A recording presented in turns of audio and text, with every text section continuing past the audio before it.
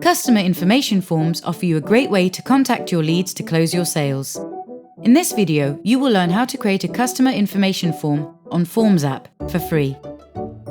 These types of lead generation forms are best for websites, but you can also use them as a standalone page. On Forms app, you have both options. So let's get started. First, go to Forms app and open the Templates library.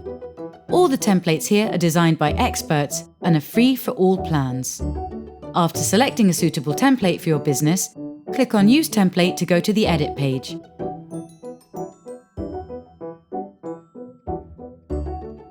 This is where all the magic happens.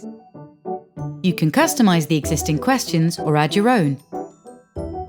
As the template comes with some standard questions, you can quickly finish this process.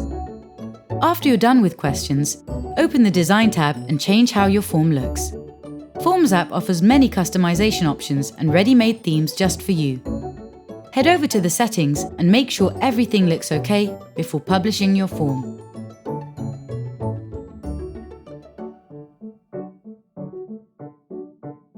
Lastly, click on Share to customize and get your form URL or embed code for your website.